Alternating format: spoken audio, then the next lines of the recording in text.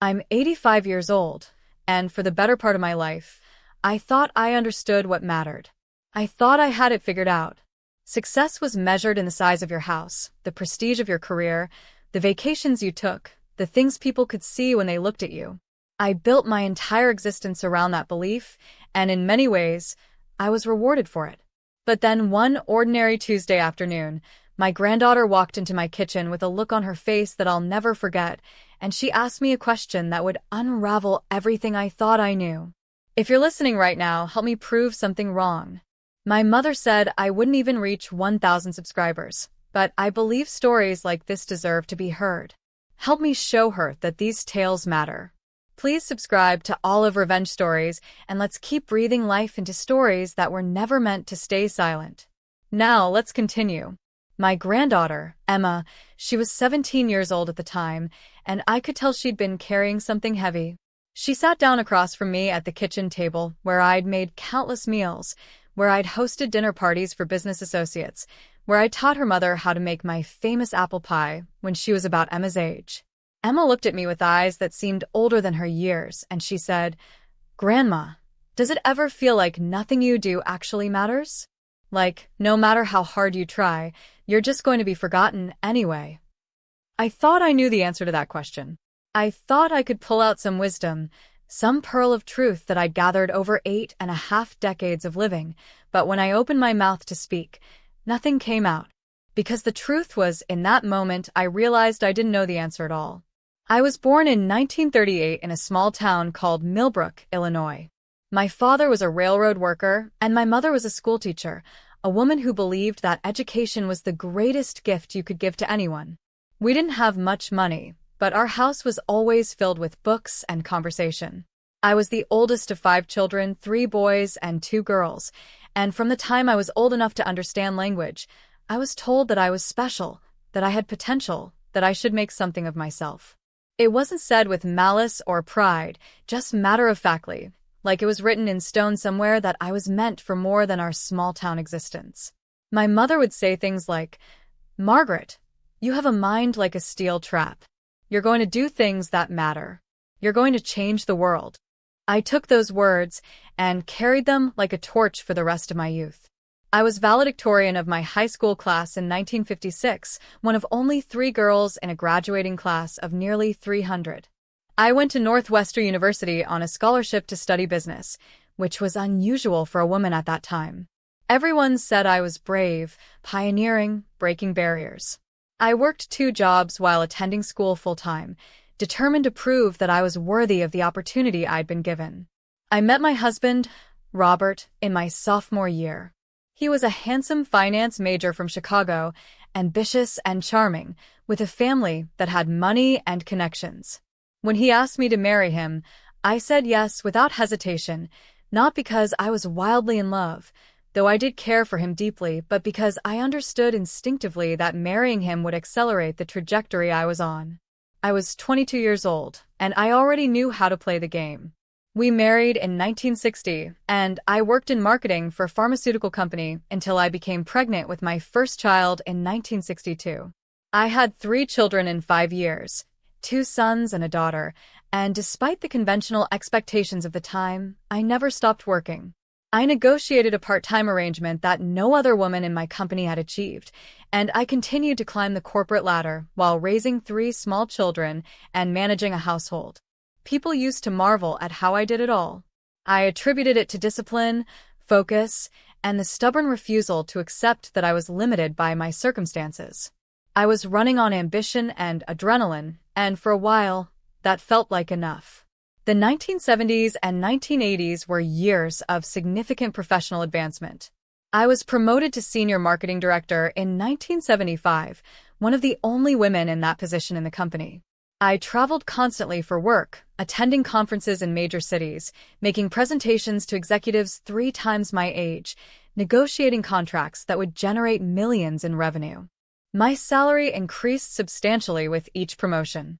We bought a bigger house in the suburbs, sent our children to private schools, took vacations to places I'd only read about. In the eyes of the world, I had won. I had proved that a woman could have it all, could compete in a man's world, and come out on top. I had made something of myself, just like my mother said I would. But something else was happening too, something I didn't have the wisdom to recognize at the time. In my relentless pursuit of achievement, I was missing things. Small things that seemed insignificant when measured against the weight of my accomplishments. I missed my son Michael's soccer championship in 1978 because I was presenting to a client in Denver. I remember him asking me about it weeks later, and I told him I was sorry, that I'd make it up to him, that this promotion was important for our family. He never asked me about my work achievements after that. I didn't notice until years later, when he was in high school and barely spoke to me anymore. I missed countless evening meals because of work dinners. I missed my daughter's elementary school plays. I hired a housekeeper, which I told myself was progressive and practical, but the truth was, I was outsourcing the parts of motherhood that didn't fit into my professional schedule. Then there was Tom. Tom was a neighbor, lived 3 doors down from us in our suburban neighborhood. He was a kind man, quiet, worked at the local library. His wife had passed away in 1983, and he was raising 2 teenage daughters alone. I remember noticing him in those early years after his wife's death, how he seemed to move through the world a little less firmly, like he was carrying an invisible weight. I remember my daughter, Sarah, mentioning that one of his daughters, Rebecca, had been crying at school, struggling without her mother. I thought about reaching out, but I was busy. I was deep in a major project at work that required 60-hour weeks. I told myself that professional excellence was my contribution to society, that not everyone was meant to be a homemaker or a community volunteer, that my value was in what I accomplished in the boardroom, not in what I did in my neighborhood. It's a calculation I made consciously, and I chose the boardroom. Years later, when Rebecca was in college, I learned from a mutual acquaintance that Tom had sold the house and moved to be closer to his daughters, and that he had specifically wanted to thank me for something I had completely forgotten. Apparently, just once, when Sarah was about 13, she had mentioned to me that Tom's household was struggling with basic things. My daughter had said something like, "Dad's spending all his money on groceries and school supplies," and Rebecca was crying about not having new shoes. And I, in one of those moments of reflection between meetings, had stopped by Tom's house with a check. It wasn't a huge amount of money, a few $100s, but it was enough to help. I had done it almost mechanically, out of a sense of obligation and guilt, and then I'd moved on to the next thing. But Tom had never forgotten. He had told his daughters that there were people in the world who noticed their suffering and tried to help, and that had mattered to him more than he ever got a chance to tell me. My mother died in 1989.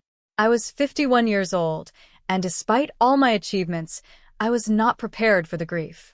She had lived to see me become a successful professional woman, and I thought that would be enough, that my accomplishments would somehow honor her and justify all the sacrifices.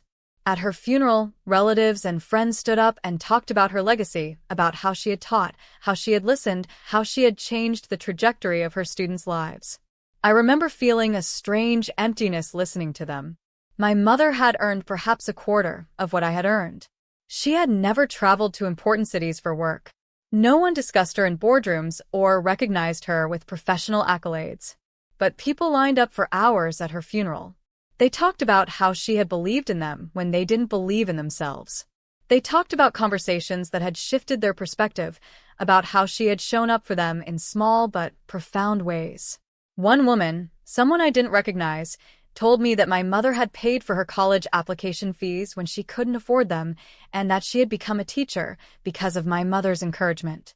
I stood there in my designer suit, in the life I'd built on the foundation my mother had created, and I realized I had made a fundamental mistake in how I was living. But I didn't change, not really. I acknowledged the feeling, mourned it for a while, and then returned to work with renewed determination. I told myself that I was honoring my mother's legacy by proving that the opportunities she'd fought for could be utilized. I was in denial, though I didn't call it that. I called it focus. I called it dedication. I called it ambition. I had built my identity around being the woman who had succeeded, and I couldn't dismantle that identity without losing myself. Or so I thought. The 1990s passed in a blur of more promotions, more travel, more recognition. I became a vice president in 1995. I was profiled in business magazines. I was asked to speak at conferences. I won awards. I was inducted into the business school's Hall of Honor. By every external measure, I had won the game I set out to play. My marriage to Robert was pleasant, but distant. We had shared a bed, a house, and a life, but we had not really shared ourselves. He had been content to be the successful businessman's husband, to let me take the spotlight, to live the lifestyle that my ambition provided. We loved each other in the way that long-term partners can, with comfort and habit and respect, but without the fire or the intimacy that real connection requires. We didn't fight much because we didn't really engage deeply enough to fight. We were two people living parallel lives, occasionally intersecting, but mostly traveling in our own directions. I didn't realize how sad that was until much later. My children grew up as children do, and they became successful in their own ways. Michael became an architect, designed beautiful buildings that people inhabited. My daughter Sarah became a social worker, helping families navigate crisis and trauma. My youngest son, David, became a teacher, working with students who had learning disabilities, patiently helping them find ways to access education. They all built good lives, and I was proud of them, but I also noticed something I couldn't quite articulate. They were not particularly close to me. They called on holidays and birthdays. They visited occasionally, but there was a formality to it, a sense of obligation rather than connection. I had missed so much of their childhood in pursuit of my career, and by the time I realized what I'd missed, they had already learned to live without me in the way that I might have truly needed them to include me. In 2008, when I was 70 years old, Robert suffered a stroke. It left him partially paralyzed on his left side and struggling with speech. I retired immediately from my job, which surprised everyone who knew me. They had assumed I would work until I was forced to stop, that my career was too central to my identity to voluntarily release it. But Robert needed me, and for the first time in 50 years, I was available. I spent days with him in rehabilitation, learning how to help him relearn the basic functions of living. I cooked for him. I sat with him. I listened to the halting, difficult speech as he struggled to communicate. And for the first time in our marriage, I felt like I was truly seeing him and being seen in return. It was too late to rebuild what we should have built all along, but in those 3 years before he died, we found something. It wasn't what it could have been, but it was real. Robert's death in 2011 changed me in ways I didn't anticipate. I was 73 years old, and suddenly I had time. For the first time in my life, I had genuine abundance of time. I had built financial security. My children were grown and self-sufficient. I had no workplace obligations, no meetings to attend, no projects demanding my attention. And I was completely untethered. I filled the hours as best I could, volunteering at a local literacy center, taking art classes, joining book clubs. These activities brought me a kind of peace, but there was something underneath the peace, a persistent ache of regret.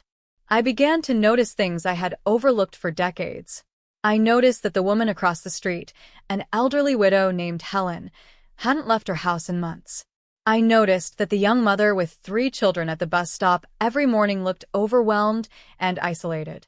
I noticed that my granddaughter Emma, even as a small child, seemed to carry a quiet sadness that her parents were too busy to acknowledge.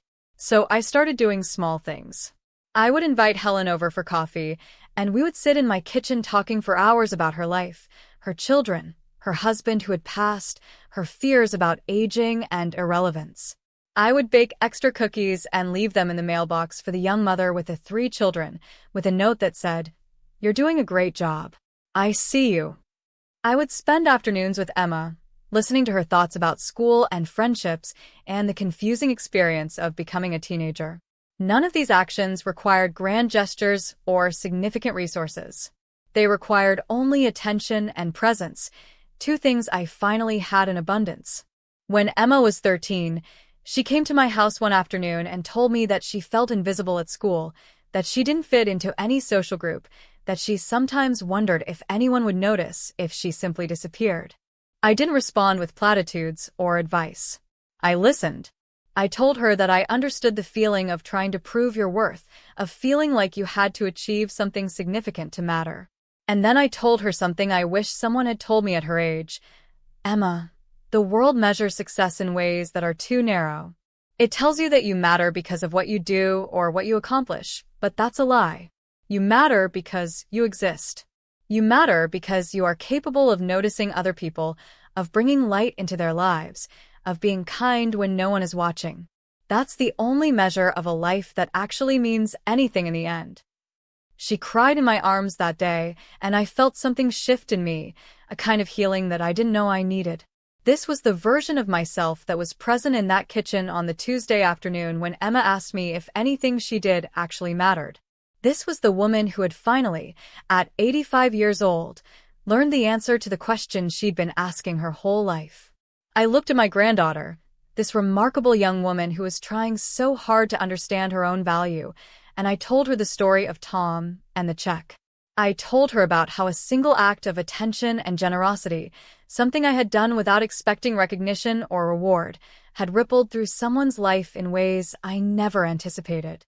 I told her about Helen, who had told me that my weekly visits had literally kept her alive, that she had been preparing to take her own life before I started coming over, and that the simple act of someone showing up to listen had reminded her that she was worth something. I told her about the countless small moments that had mattered far more than any professional achievement I'd ever attained. When I was your age, I said to Emma, I thought that mattering meant being the best, being recognized, being successful in ways that people could point to. I thought I had to do something extraordinary to make my life count. But Emma, I'm 85 years old, and I can tell you that the moments that have mattered most in my life are the ones that no one saw except the person I was being kind to. Your value isn't in what you accomplish. Your value is in how you show up for the people in your life. It's in the attention you give, the kindness you offer, the presence you provide. You don't have to be the most popular, the most successful, or the most accomplished to matter. You just have to be willing to see people and let them know that you see them. Emma asked me what changed, how I learned to believe that. So I told her the truth. I told her about all the years I spent chasing achievement and accumulation, about the milestones I hit and the awards I won, and the people I ultimately made feel small because I was so focused on proving my own worth. I told her about my mother, whose legacy wasn't measured in earnings, but in transformed lives. I told her about the choices I made and the regrets that came from those choices. I told her that I finally understood that my mother had been right all along, but not in the way I'd interpreted her words. She wasn't saying I should be the best and the brightest in the eyes of the world. She was saying I should live in a way that mattered, and the way things matter is through connection, presence, and love. We sat together in the kitchen as the afternoon light changed, and I looked at this girl who represented the possibility of a different kind of life, the kind of life I hadn't known how to choose. I told her that if she could learn this lesson now, at 17, it might save her from the decades of misdirection I had lived through. I told her that the question she had asked me, the question about whether anything she did actually mattered, was actually the most important question a person could ask, because it forces you to decide what mattering actually means. And once you decide that, you can start building your life around something real instead of something hollow. Over the next few months, Emma started to change. She became more present with her friends, not trying to make them like her, but genuinely interested in their lives. She started volunteering at a community center, working with younger children, and she came back from those sessions alive in a way I hadn't seen before. She wasn't trying to be the most impressive person in the room anymore. She was just trying to be present. And it transformed not only her sense of self-worth, but the people around her. Her mother, my daughter Sarah, pulled me aside one day and said, "Whatever you said to Emma, it worked. She's happier than she's ever been. More importantly, she seems to care about other people in a way that's remarkable for someone her age." That's when I realized that my story, my failure, and my eventual awakening had the potential to matter in ways I never expected.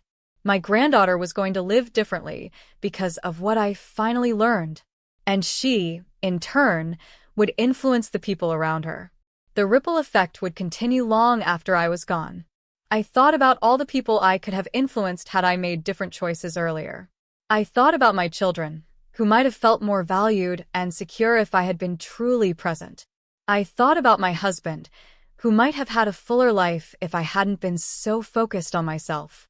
I thought about the countless people I encountered in my professional life who might have felt seen and supported if I had taken a moment to really pay attention to them. That was hard to think about. But I also realized that it wasn't too late for the time I had left. I began to document some of these stories, the ones that seemed to matter, the moments that had shifted something in me or in someone else. Helen's daughter was reading through my journals one day when she was helping me organize my study, and she asked me if I'd ever thought about sharing these stories.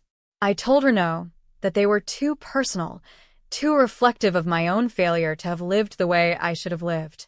She said something that surprised me. "Margaret, you don't understand. These stories aren't about your failure. They're about your awakening. And there are so many people out there who are in the stage you were in, who are running hard after achievement and accumulation, and not realizing that they're missing what actually matters. They need to hear this." That's when I decided to start speaking about my life, to share the long journey from ambition to presence, from achievement to meaning. I've given talks at schools and community centers. I've been interviewed for podcasts and local television. I've mentored young women who are trying to navigate careers and families and purpose.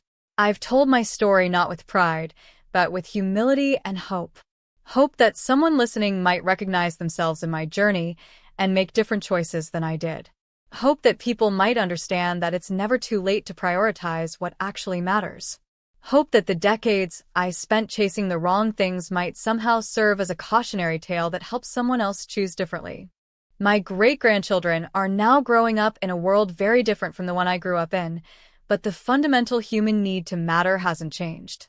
They're on social media, trying to present a version of themselves that appears successful and impressive. They're stressed about grades in college and careers. They're worried about being left behind, about missing out, about not being enough.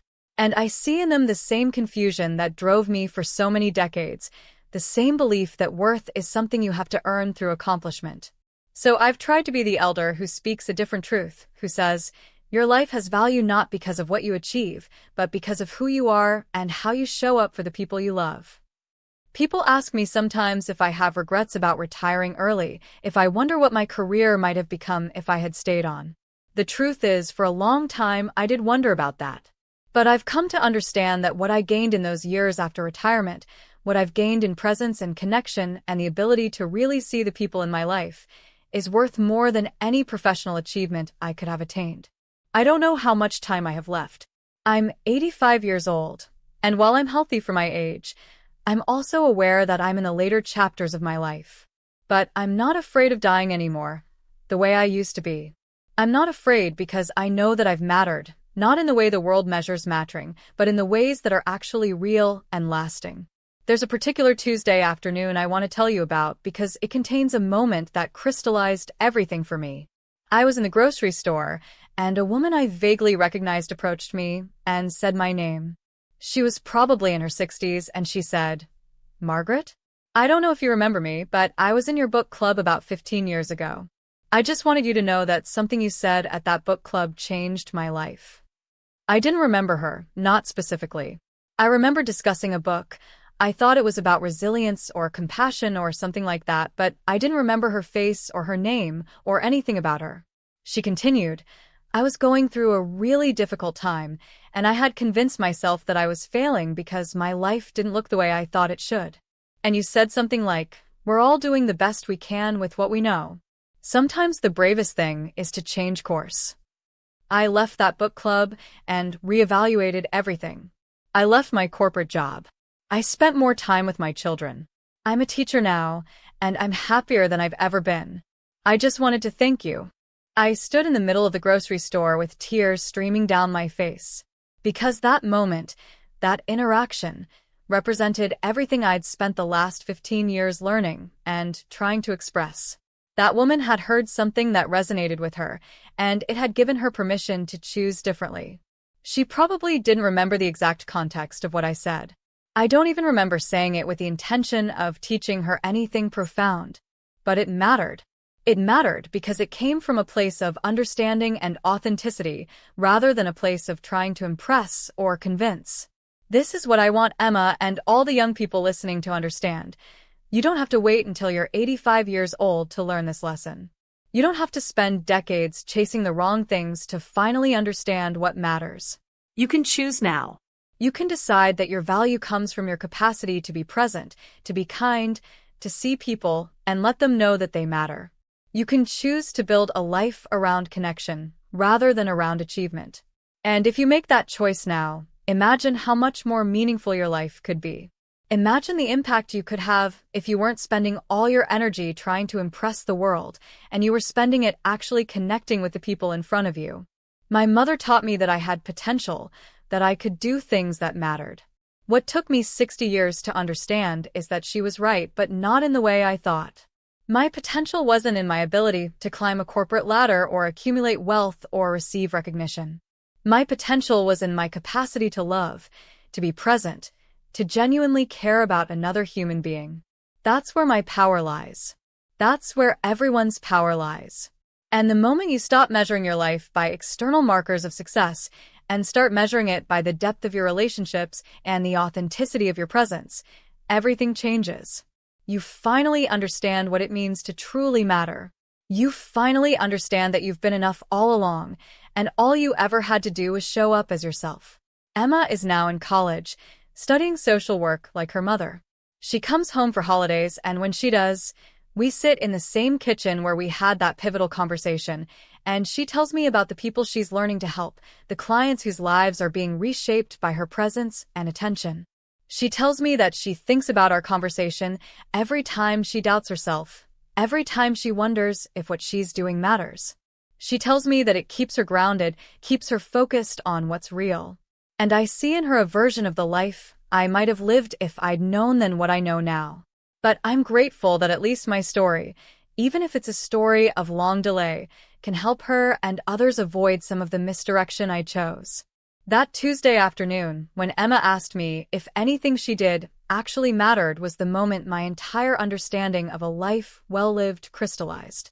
It was the moment I realized that all the professional achievements, all the recognitions, all the accomplishments that had seemed so important while I was accumulating them were actually quite hollow. But all the small moments of presence, all the conversations, all the times I showed up and really listened, those were the things that had substance and weight. Those were the things that had rippled out into the world in ways I couldn't have predicted or controlled. And that understanding, that hard-won wisdom from 85 years of living, is the most valuable thing I have to offer anyone who's listening. If you're struggling to understand your own worth, if you're caught in the treadmill of trying to prove yourself, if you're sacrificing presence for achievement, I want to tell you what I wish someone had told me when I was young. You matter. Not because of what you do or what you accomplish or what you have. You matter because of who you are and how you show up for the people in your life. That's the only measure that ultimately counts. That's the only legacy that lasts. And it's available to everyone, regardless of your circumstances or your abilities or your starting point. You just have to choose it. You just have to decide that mattering, real mattering, is more important than succeeding. And then you have to build your life around that decision every single day until it becomes who you are.